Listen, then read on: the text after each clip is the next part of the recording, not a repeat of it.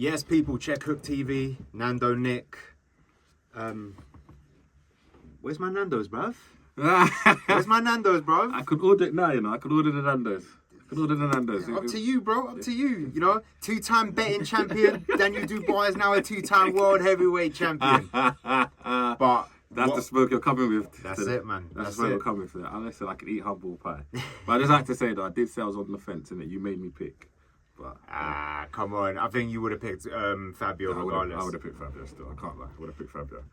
But before we get to the negative side of that fight, let's talk about the fight. What a fight. That was brilliant. Absolutely brilliant. Definitely what a fight. But first, before I start, happy birthday, because I know it's your birthday. Thank you. So appreciate that. Nando's out here looking 21 and young again. That's it, man. Korean skincare and that, you know how we do. Yeah, the fight. What a fight. What a fight. It has to be one of the greatest British heavyweight fights we've had. Or British fights? Top 10? Could be. It definitely could be, actually. So it was, I think the build-up was great. The spectacle in it itself, was great. But the fight lived up to it. Yeah, 100%. What a fight. We had 2 knockdowns, a closed eye. We had everything in it. Everything. It was a great fight. And I think hats off to both Daniel and Fabio, because 100%. They came to give it all. Yeah. Came to give it all. Yeah, man. Do you know what? Obviously, we watched it together. Yeah. And just 20 seconds in, 30 seconds in, there's a knockdown. No, I thought, did you think it was over? When it went down, did you think, okay, this is going out early? Like we discussed in the last episode. Do you know what? I did think it was going to go. I did think, okay, this could go early, because I can't remember the last time someone got knocked down in 20 seconds or 30 seconds of a fight. I can't remember it. Unless it's not, and I mean a world title fight, not like a journeyman. Did Clark get knocked down by Fabio that early in the first round of their last fight? Wasn't that in the second? I can't remember. I thought he beat him in the first round. Did he knock him out clean in the when his face went all mad? It might have been. It might have been the first round, but yeah. Adelaide Solomon Dakers. Wasn't that the first? Yeah, it was, but Solomon Dakers isn't really. No, I'm just saying in general. I'm just saying. In general. Leave someone alone, bro. Listen, so for me, isn't on that level with some of the. Oh no. Good fighter, but not the levels. But I think for me, we're talking world title fight. We're talking magnitude. We're talking, 2 guys who are in their prime. We'd spoken about if Daniel loses, where does he go from there? If Fabio wins, where does that propel him to, and so on and so forth. And when Fabio knocked him down in the first round, I think I remember saying to you, this could go. Yeah, because he looked in shock. Yeah. He looked panicky. His legs looked like they were going. The fact that he survived the rest of that round, I don't know how he did. Yeah, and do you know what? I think it's Daniel's experience. I think we'll come on to it, but I think I said it to you on the day. I think Daniel's experience is what was the difference for me in that fight between the two. But was it Daniel's experience, or Fabio ain't got enough killer instinct in him to go finish him off? Because imagine if that was a Usyk that got him down like that as well, or a prime Wilder as well. What would have happened? I think Fabio had the killer instinct. I just think Daniel managed himself in that round to see it through. And we always say as fighters and coaches is we want to get them back to the corner so we can regroup and go again. And he managed to do that. He did enough, to protect himself and keep himself through the round. I think as well, Daniel's been knocked down before. It's not the first time. So I think he's now realised how to manage his faculties and kind of get through it. Yeah. But it was an opening minute, 30 seconds that I think we spoke about it. Everyone spoke about it, but you just couldn't foresee it. We think, they're no, not that early. Yeah. You could see it like that. We both said in the last episode, someone's going down. I knew Dubois will go down in this fight, but not that early. Yeah, definitely not. And I think also as well, and a question for you is, when you saw Daniel go down, did you think he hasn't got the bottle to see this through? 100%. Because I said when he's in deep waters, he drowns. And he proved me wrong. He proved a lot of people wrong. The way he got up and he survived that round and then came out. Like, the thing that I was very impressed, and we'll get on to that, was Daniel was, as soon as he went to his corner, before you can even hear that, the round's about to start, he's already up. Yeah. He's ready. So that what impressed me as well was that his confidence was still there, because before the second round even started, he was off his stool already before Fabio, and he was ready to go. Yeah, definitely. And I think that's just testament to Don as well in that corner. I think that corner team, and we'll talk about the corner teams as well, because I think they had a massive impact to play in how the fight kind of takes course. But Fabio has got dynamite in those hands. Yeah, I think everybody he's boxed, he's put down. Yeah, I believe like he's not necessarily stopped, but I think bar one, he's not had a stoppage. Well, two now. But definitely. And I think Fabio came out there with the intention of, if I can get this out early, I make a statement. Yeah. And, we spoke about his journey and whatever. And I think this fight highlighted that he's had to learn along the way. Yeah. And he's picked up a world title doing that. And some may say, I have a bit of a mirror image to AJ, who didn't have an extensive amateur background and kind of learned and picked up unified world title. But for me, Fabio in those opening rounds looked a cut above Daniel in terms of trying to execute his game. Saying the better boxer, but it just looked a cut above in terms of what he was willing to do and how he was going to kind of.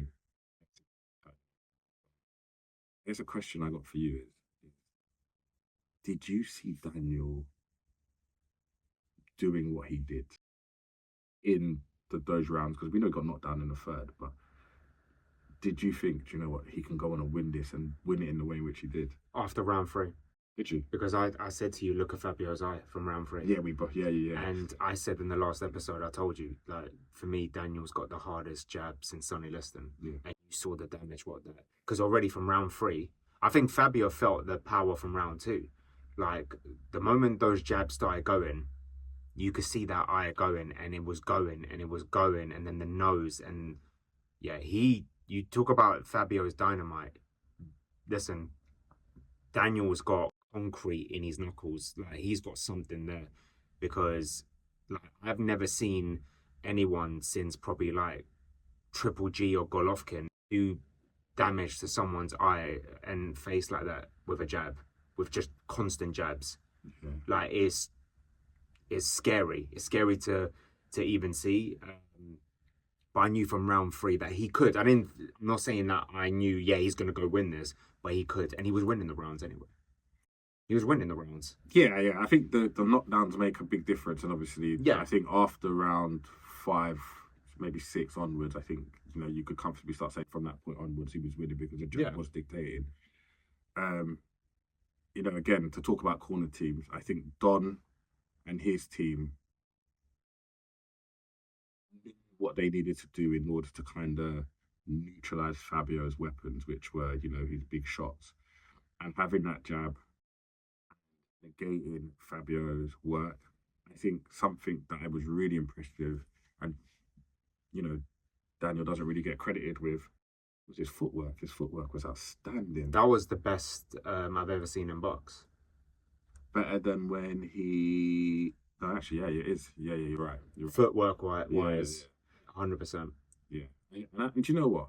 I know you spoke about in the last episode. We spoke about him leaving Don, having some time away. Would that have had an impact? And I kind of said to you, I don't think so. I think actually, it would kind of maybe swing in his favour a bit more. That's testament to it? Do you feel like if there was somebody else in that corner, Daniel doesn't get through? No, I think Don is the perfect guy for him. What I realised, because I kept an eye on every time the camera went to the corner, I got a feeling Don finally put his foot down and said, I'll take you back, but your dad has to keep his ass on his seat. Because other fights, I used to see the dad always run to the corner and try to talk to Daniel. go sit down. Yeah. I get that you're his comfort blanket and all of that. Like, he needs his dad around him due to the vulnerabilities and all of that. But there's a time where leave it to Don and his team. And I kept my eye on that, and not once did the dad go there. And I think that made a huge difference. I think that was more like, finally, no disrespect to Daniel, he's finally his own man now. Yeah, and I think Don also made comments. Obviously, recording this after the fight. Don's been on Talk Sport and spoken about actually having stand in the corner was actually quite important, because the first knockdown, he heard his dad's voice. And that's, he said he told Daniel, if he ever get knocked out, look to the corner. And he said that let him know that Daniel was all right, because Daniel still had the faculties. But to go back to the fight, I think massive credit has to go to Daniel, because he showed a mental fortitude that I think a lot of us questioned. Yeah. About regarding if he got hit, what would happen, and so forth. And for me, to be able to get an early knockdown, to be knocked down early, and then to be able to get up and then get knocked down again and be able to get up and say, do you know what? I can get through this. I can ride through this storm. I can do it. Was a big, big thing. And obviously that, I think this fight will have a massive impact upon how Daniel's career goes forward. I think it answers maybe some of his own demons he maybe had. Yeah. In that. I think both men threw shots in that fight that could have ended a fight any other day. I think Fabio's uppercut on Daniel, was it round 5 or 6? Yeah. Oh, that puts down, Yeah, but even Dubois, when he hit him clean in round 3 or 4, right on the chin. The right hand, yeah. That reminded me of when Dillian did it to Chisora. Yeah. Put him down. I thought, I had my hands on my head. I was like, how is he not down? Yeah. And yeah, credit to both, honestly. Here's my question to you. So I believe personally, I'll explain why, and then I want your take on this. I believe after this fight, Daniel's credibility goes down. Hear me out. And Fabio's goes up. And I'll tell you why. Because other fighters will probably look at Daniel and think, okay, he's got dynamite in those hands, but he's very chinny. Yeah. I'll take that. I'm not fearing this guy, right? But you look at Fabio and you think, if I'm a type of fighter who I rely on my power, I can't beat this guy if my boxing skills are not up. Yeah. So do you think his credibility has gone higher now, Fabio? I think both of their credibilities have gone up. I think both men on the night showed their strongest attributes, if that makes sense. Fabio showing his power and his chin and his heart, and Daniel showing, if we use the word adaptability, to be able to kind of find a way to win. I hear what you're saying about people might want to take on Daniel because, you're more likely to get a big success because you can have a punch and so on and so forth. But for me, I think Daniel is now a confirmed, I don't want to say elite, but top tier heavyweight. But is there a lot of elite fighters in this day and age? No. In the heavyweight? That's what I mean. So I think you can put him up there as an elite fighter. Obviously, there's the elite and there's only one, and that's Alexander. Yeah, that's it. That's right? it. But then there's the second tier elite. Okay, then you can put him in that tier underneath. Then you could put him there. Yeah. But to go win the world title twice, that's no mean feat. It's not easy, and he was the underdog in both. And he's won it. Yeah. For me, I think both men walk out of there with their credibility high, stock a lot higher. I think Daniel's proven to the boxing world, I'm here, and I'm not going nowhere. I'm 28. I'm going to be still here. Young, man. I always forget how young he is. I'm going to be here for another 6 or so years. I think with Fabio, he's shown everybody, I'm not this $1 million baby story. I'm not this white collar guy. They need to just delete that white collar story. Just leave it, because he's an elite. He's not an elite, but he's there. He's there. I've got the minerals, and for me, experience was a difference. I think Daniel's experience as an amateur and having been in these world titles world title fights before, and having faced adversity got him through that. And I think for me, Fabio's lack of experience is what's cost him ultimately in the day. Was it really the experience, or was it what Del Boy said and said he didn't train to box, he trained to just take him out? Because he didn't use no fundamentals. I think it's interesting because we had a conversation about this recently when we saw him on a couple of shows doing commentary and stuff, and we was like, should he be knee deep in camp? And I think every fight is different. I don't think he negated his fundamentals because he trained. I think he did what all fighters do, is got success earlier on with a right hand twice and said, I'm going to keep throwing this shot, because that's what fighters do. They throw shots that make success, that been successful for them. And I think Fabio just got caught up with that, thinking if I land this one more time, he's not getting up. I don't think he did not train. I think what's happened is, I think because he was throwing these big shots, swinging and missing, I think it's just taking his energy. And Daniel was clever. I think I remember I said to you when we was watching it, is that Daniel's doing a lot of dark arts, resting on him, putting his head in his shoulders, forearms and whatever. Yeah, using his weight. Yeah, using it. That saps your energy. Like, people don't realise how sapping that is. And Daniel came in heavy. So maybe Daniel's game plan was, I'm going to have to bully you a bit to slow you down, to get you where break him down slowly. Yeah, to get you where I want you to be. So I don't think it was a lack of training per se. I think it was more a sense of, the fight just kind of petered out in that way. So yeah, I think Derek also says things for clickbait. It was funny. I'm not gonna lie, I chuckled. But for once, I actually agree with him a little bit. I don't think he didn't not train. No, I'm not saying he didn't train. I don't think he trained to box. He obviously trained and he worked hard, but I think he wanted to stop Fabio and make stop Dubois and make a statement. He didn't use no fundamentals in there. Whereas if you look at maybe like other fights where he's been in against Adelaide and Michael Kofi and he's used the fundamentals in those fights and then slowly broke those guys down and then stopped them. But in this one, you could see from early he was trying to just take him out. I think that's maybe down to a bit of fear that those guys could hurt him, and they were coming off. None of those guys had been beaten like Daniel had, if that makes sense. Yeah. So they had a bit more, if you want to use the word ambition. I don't want to say Daniel doesn't have ambition, because he definitely did, and he definitely could have come there to win.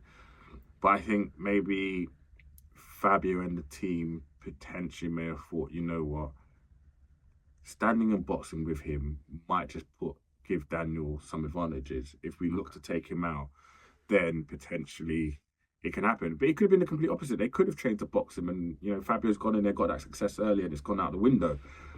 We will never know. But I think, for me, both of them leave that ring with higher stock.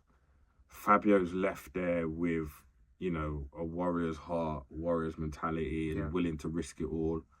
And Fabio has shown, I'm a 2-time world champion and I can go on to achieve even bigger and better things. So I think it's important to note that and that. I think for me, I think both men go on to bigger and better things. I'd like to see, Daniel box at Caballero or someone. But the rematch is happening. Yeah. It's got a rematch. Yeah. I think the rematch is going to be very interesting.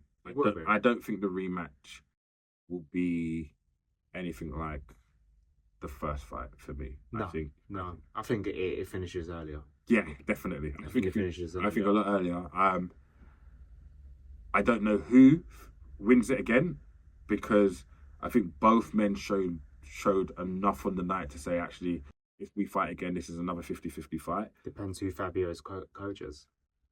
Well, okay. Well, let's get into that, because obviously we've spoken quite a bit about the corner teams and whatever. Yep. And go on, talk about why do you feel like Fabio's going to change? Well, I've seen it before. You've seen it many times where people lose a big fight like that and they change. I don't see why he has to change. If it's not broken, don't fix it. The PE teacher got you to the world title. But I'm angry like most people, because his coach, first of all, one of the most selfish, egotistical people I've ever come across in my life, in Ben Davidson. a guy that lives off, claiming that he helped Devin Haney when he was in camp with him and stuff, when he was already an elite fighter, a guy that lives off being Tyson Fury's mate, a guy that I personally can't forgive for what he did with Mark Tibbs and how he disrespected him in Billy Joe Saunders' corner. I thought that was very disrespectful, just jumping in there. The Canelo fight. Props to him that he led people like Lee Wood to a world title. But what I saw on Saturday was disgusting. You risked your fighter's life and health for your own personal accomplishments. Because I've heard people like Spencer Fear, and I've heard people like on TalkSport, Simon Jordan, and everyone talk about this. The one thing that I ain't heard no one say is he did it for him. And I'll tell you why. He didn't want to take the second L against Dubois and Don from the AJ fight. All lies will be exposed. That's all. And anyone who takes that the wrong way, know why they take it the wrong way.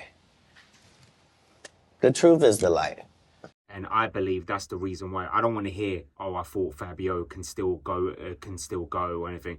Fabio at one point, can't remember what round it is, got off his stool and done a 360. Round seven. He literally looked like me after a uni night out. The only thing missing was a chicken cottage in his hand. Do you understand? And when I saw that, I thought, surely now. And I think I told you guys, I said, they're going to throw in the towel now. They have to. And they didn't. Yeah. They didn't. And the referee. Don't get me started. That referee, for me, should never referee a world title fight ever again. This is the same referee who, if you go watch it back, and we're going to put the clip as I'm saying this in the clip, yeah? Fabio against Michael Kofi, where Fabio was hitting lever, wasn't even hitting. The guy was just doing this, hitting lever, and the guy stops the fight. And Fabio was getting peppered. No disrespect to Fabio, he was getting peppered. It looked like a Rocky movie. Yeah. Yeah, it looked like a scene from Rocky 4. Literally looked like a scene from that, right? Should have been stopped. Round 6, the towel should have went in. All right, let's pick apart this Ben Davis thing, because I've heard about it and I've seen it the whole week and whatever. And is there a question to say that Ben and the team, and I think we need to be remiss that, I don't think Ben is the head coach. I think Rob is. Obviously Ben's there for his experience and whatnot. But did the team potentially feel like Fabio still had an opportunity to win the fight because they know their man very well? Now, I'm not saying what they did was right or wrong. I'm just asking questions, devil's advocate. Like, is there anywhere that you can potentially see that they kept him in there knowing that he could win this bout off one punch? But at what point? Because you kept him in after round 6, didn't work. After round 7, it didn't work. Round 8, 9, 10. He was still getting more peppered after every round. But in those rounds, he was landing some big shots and having... But they weren't working. They were still big shots. They were big shots, but he was taking bigger shots. And his eye was getting worse. But at that point, okay, if the corner team are not going to save a fighter from the fight, and I agree with you, I have more of a grievance with the ref, because I think the ref had come into some criticism for stopping fights early. And I think that maybe played in his mind. And also I think the magnitude of the fight played into his mind too. You've got 2 big punches in there. Anybody could end it at any given time.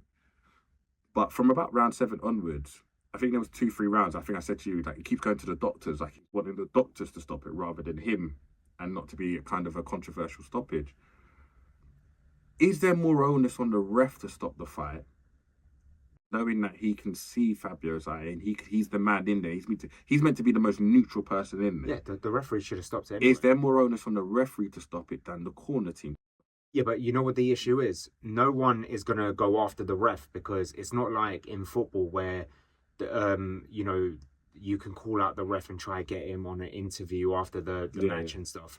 Well, I personally think, like, when you're having a big show like that and there's a controversial thing like this, the referee should go with the pundits and actually explain his decision, why he didn't stop that fight. There should be a new rule in boxing, in my opinion, because of how many people in the last 5 years have died from bleeding from the brain and so on, where if someone from the British Board of Control or the WBC or whoever is there ringside and they can see that the referee is not stepping in, he can make the decision with the 3 judges to throw in the towel.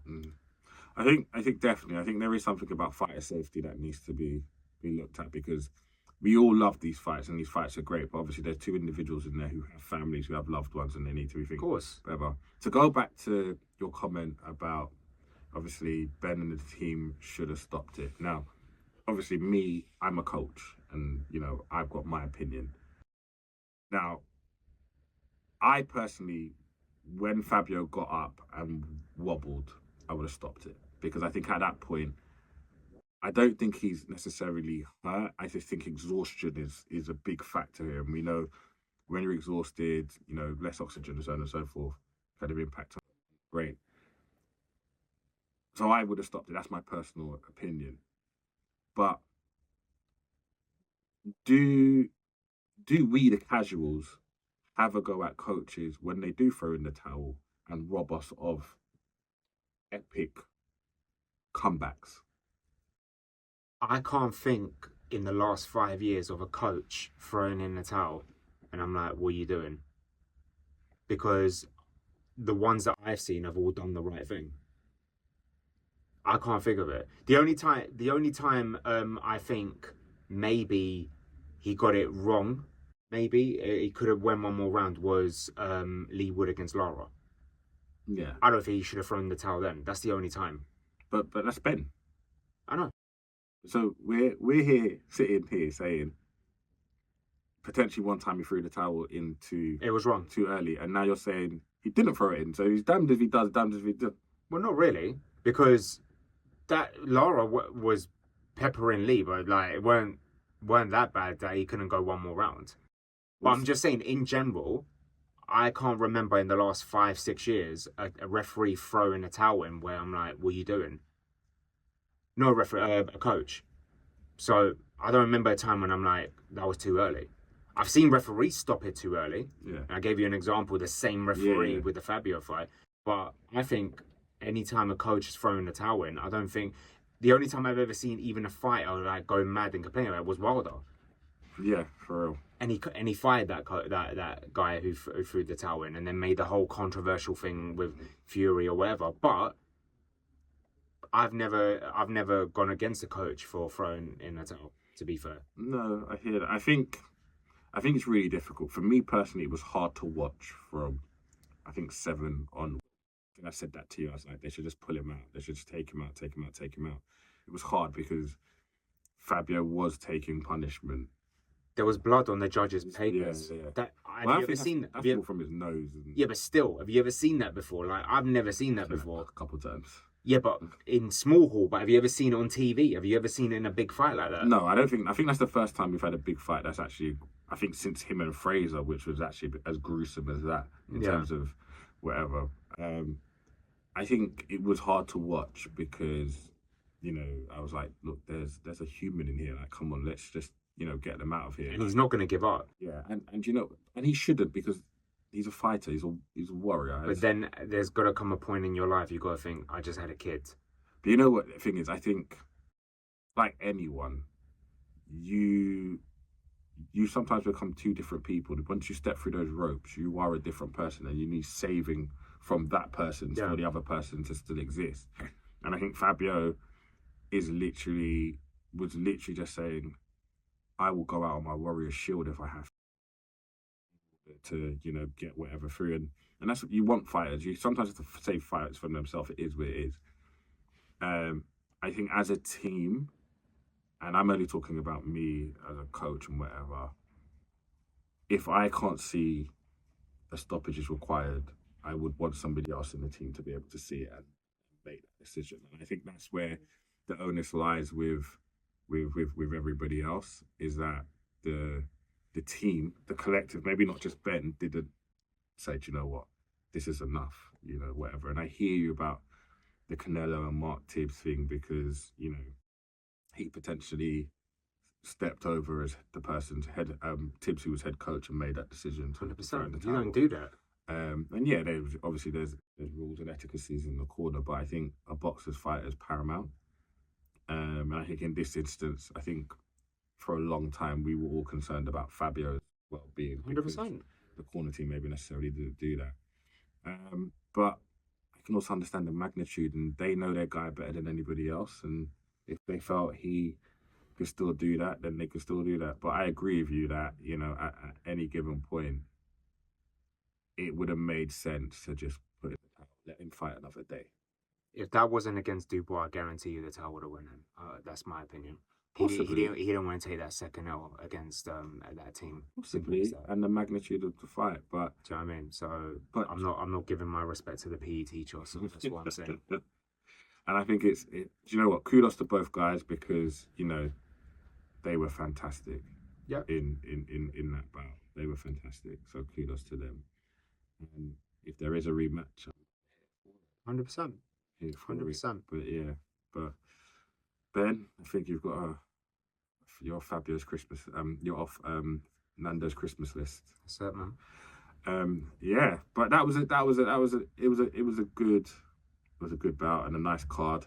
I do want to talk about this fight quickly. Zach Chelli and Morrell. Oh, unbelievable. He lost every round and then just pulled out of the bag. Morrell, because I watched it back, Morrell looked like, I kind of get it. He was deep in camp against Cam Smith. That got cancelled. And then out of camp. And then all of a sudden, last minute, you're on this Queensbury card. So back into camp.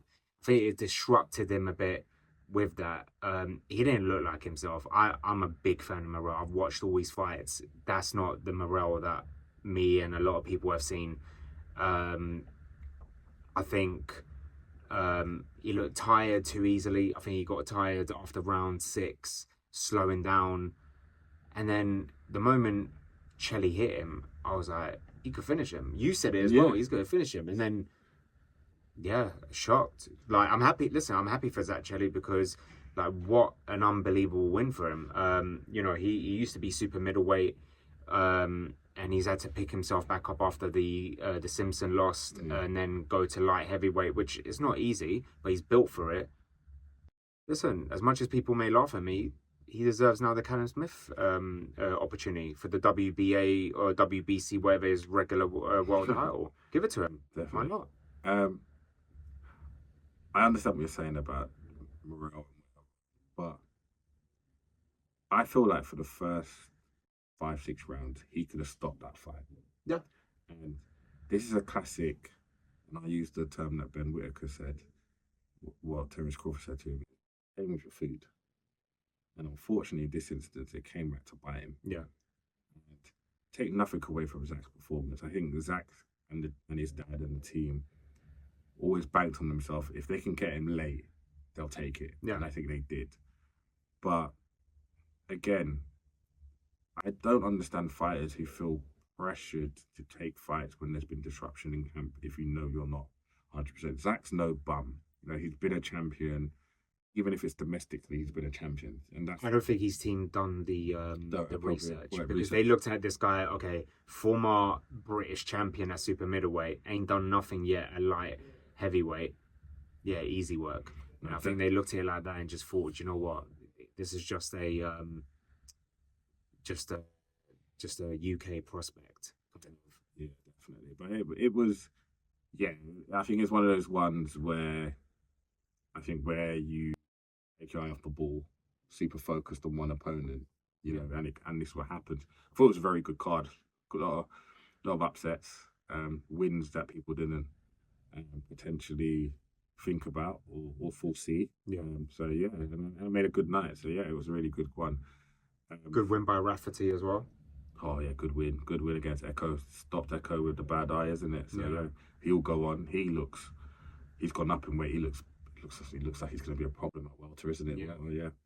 So again, let's look out for Rafferty. Him and his brother both look like those. Yeah, his brother is actually a really good fighter, and he carries power as well. Both of them. I'm looking forward to for those two. I'm gonna ask you something which you might kind of tell me, does Dubois win make him better than AJ? No. I've been hearing this all week. No, you just got to look at the CV and no, Daniel CV's not bad. it's not. It's not AJ's. What's the difference? Opponents.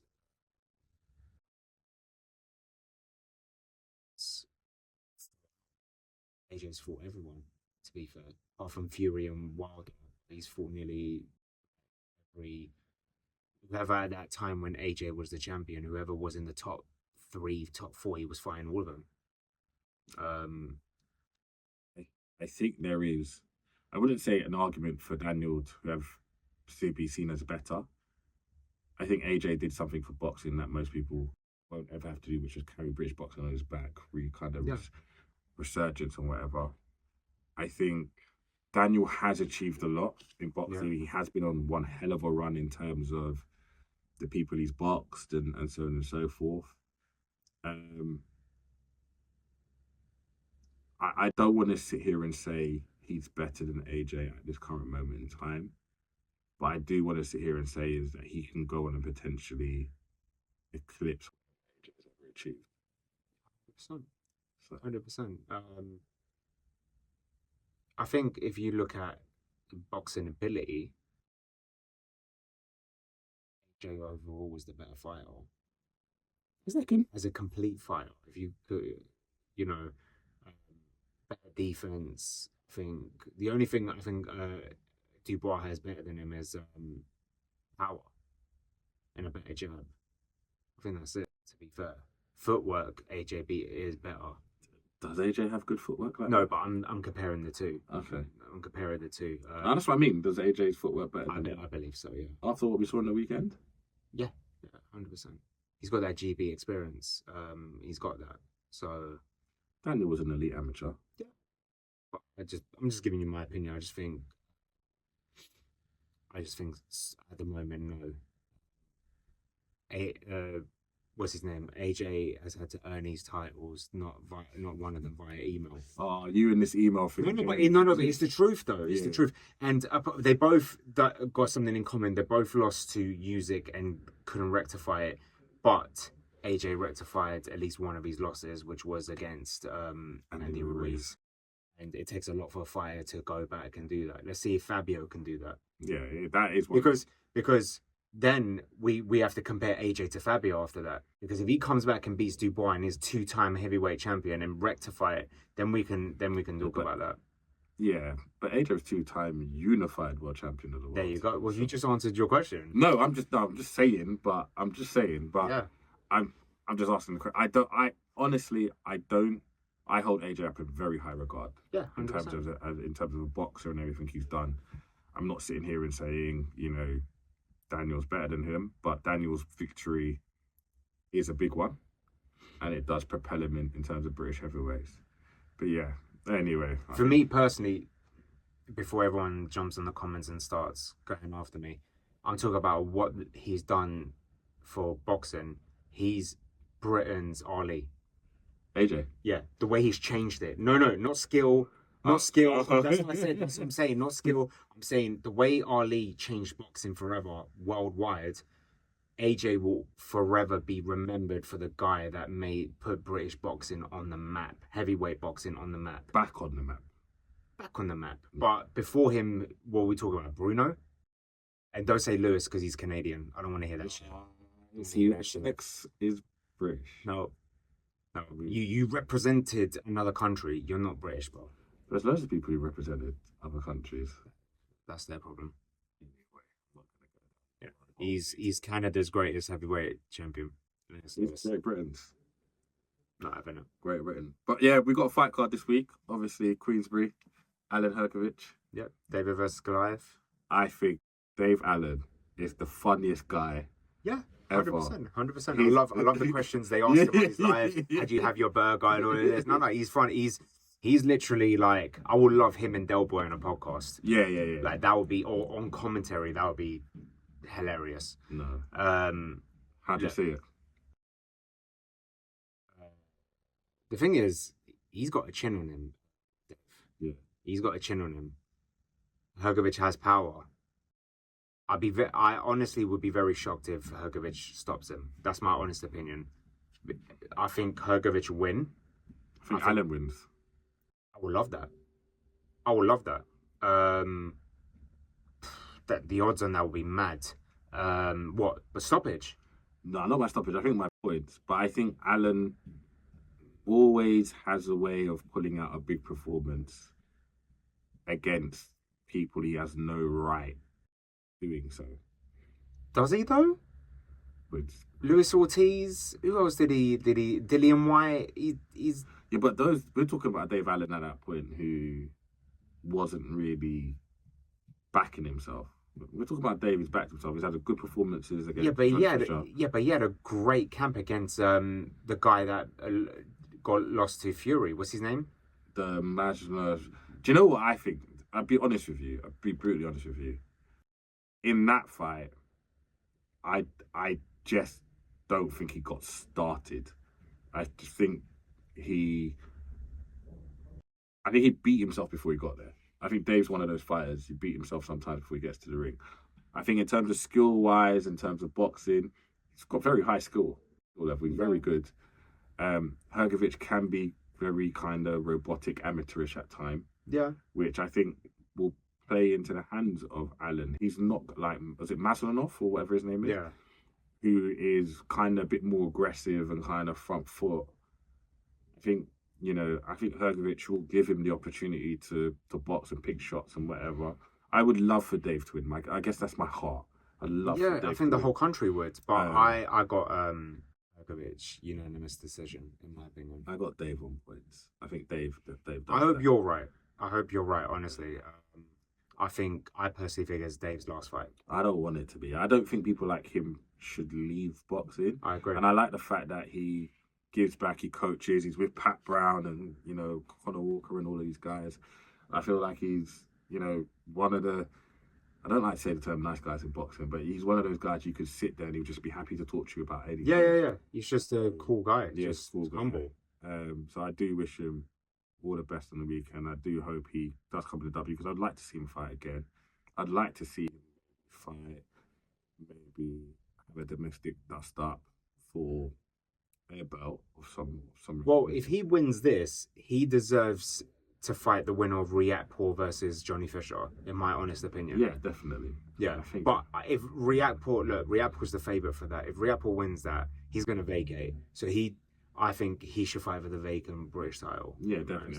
I think he should, and I think I'll put out there, maybe make this fight, but him against a Jamie TKB. I think there's a nice fight. I think that's a good fight. That's a very good fight. Both for them, Jamie, I think he's a very good pro. He's shown he's got levels to him. Yeah. I think against Riakporhe, it's just unfortunate timing. Boxing is about timing, and I just think he went in there, stepped in there, wanted to defend the belt, and I can respect him for that. But him and Dave, I think, would be a good one if Dave gets through this or doesn't get through it.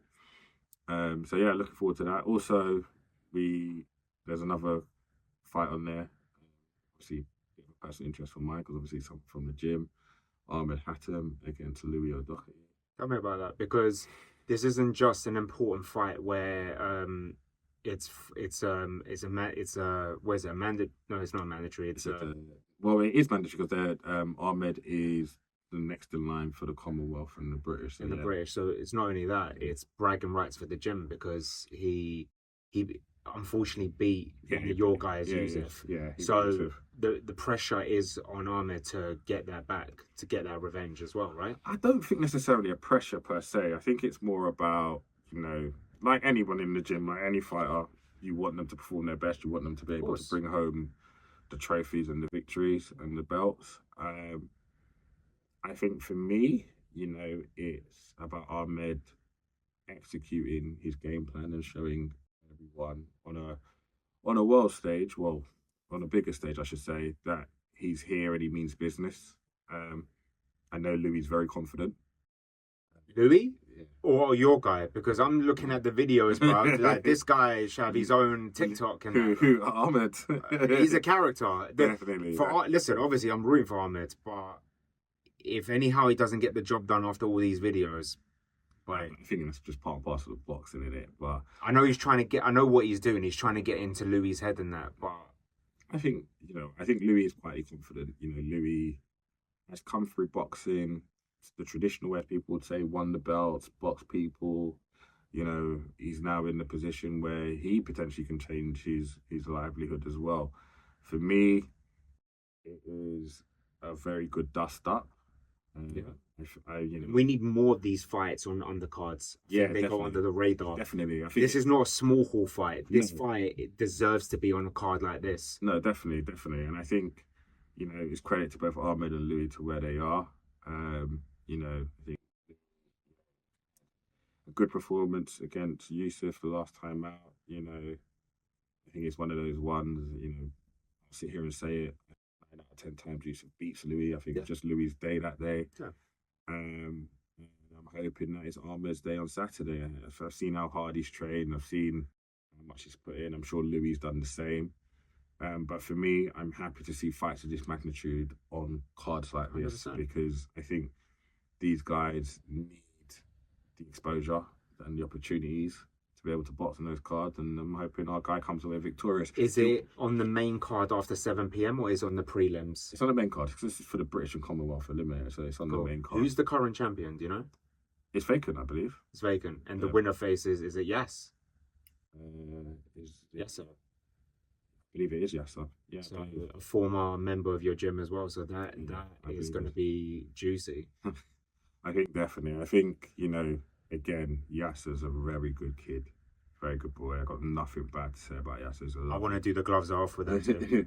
lovely guy. I think whoever it, obviously wanting it to be our guy Ahmed, but whoever it comes, whenever it comes, or whoever it is, if it is against Yasser, I think it will be a very good fight. I'm going to stir it up. Stars make fights, but we can't take our eye away from Louis. That's a big fight. We've got a couple of big fights coming up in the gym over the next few weeks. That this is just one of them. You had Bilal a couple of weeks ago. We've got Ahmed now. Potentially have Amir in as our cards in. Obviously, we've got Cheyenne in Texas against Amanda as well. So that's a big opportunity for her against a legend like Serrano. So as a gym, we're busy. We're happy. Cooking. The gym, you man are cooking. Some would say, but hats off to Ahmed. He's put himself in that position, and wish him all the best. And well done to you and Jad for getting people this far. Well, I kind of sit in the background and look pretty, so Listen, it's always the ones in the background that do the best work. So you look at other teams, and everyone does their bit. So well done to all of you. Yeah, no, it's a collective effort, and Zab's already on his way up to Doncaster. So it will be interesting. We want to bring back belts and titles to the gym, so definitely looking forward to the Ahmed fight as well. I can't actually remember the other fights in the undercard, but it actually seems like a very decent show. So definitely looking forward to that one. How do you see it? That fight, Ahmed and Lee. I can't call it because I think it's a chess match. Yeah. I think it's a chess match. It's going on points, in my honest opinion. Yeah. Ahmed's just got to smart. He's got to box smart and not take any risks. He's just got to not let any emotion get over him. Because the way he's talking in his videos is like he wants to take man's head off. But if he gives him the opportunity, do it. Yeah. But he's got to box smart, and I hope he watched the Yusuf fight. Learned a lot from that. Yeah, definitely. And I think you hit the nail on the head. I think it is definitely going to be a chess match. I think Louis brings a lot to the table that most people don't necessarily realise. In terms, he does a lot of things very, very good. Yeah. Definitely looking forward to it. Backing my guy, hopefully to bring it home. So definitely looking forward to that. Yeah, man. Before we cut it off, there's one more thing, and it's not controversial. It's just like it's getting annoying. So Canelo's coming back. Mm-hmm. And Billa, the French guy, he's fighting. He's fighting for the world title again. Is he? He's super middleweight. You didn't know that? The No. French guy. No, I didn't know. Yeah. And Billy. I know who you're talking about. Yeah, so he's fighting him for one of the belts. And he's coming back. So he's obviously still in the super middleweight. He don't want the Benavidez fight. He's not going to go up and fight Bivol again or anything like that. So how bad is this for the super middleweight division? Because we all know what's going to happen. He's going to go up there and try and get all the belts again, which he will. Because who really at super middleweight right now is going to beat Canelo?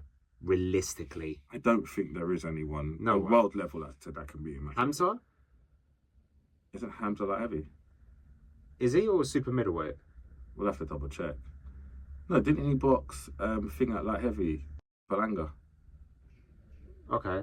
But I'm sure I saw an interview in Frank and said he can go 168, 175.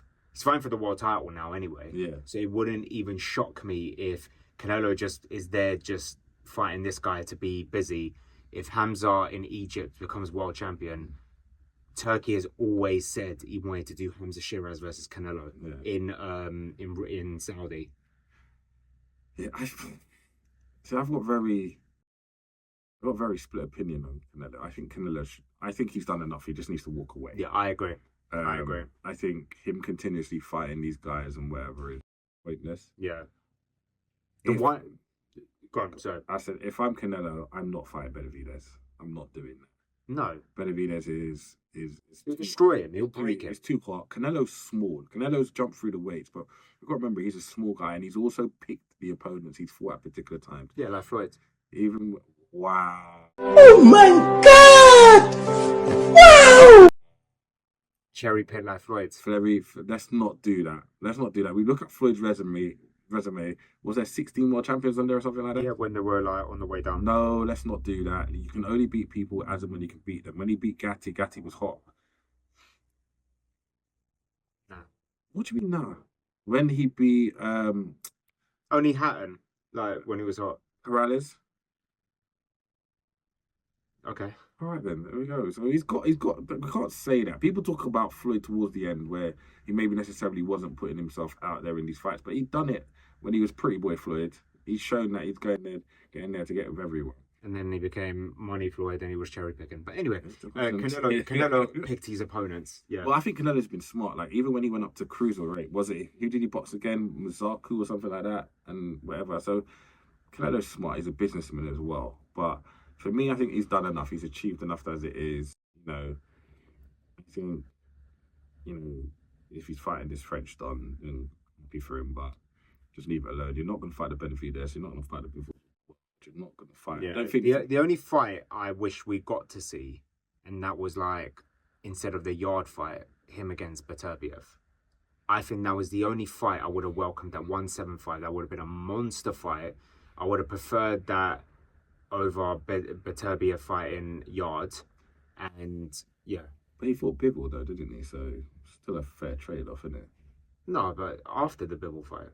Oh, fair enough. After the Bivol fight. But after the Bivol fight, he was chasing the rematch, isn't it? And Bivol didn't necessarily want it. Yeah, because Bivol said, I'll actually come to 168, and they said no.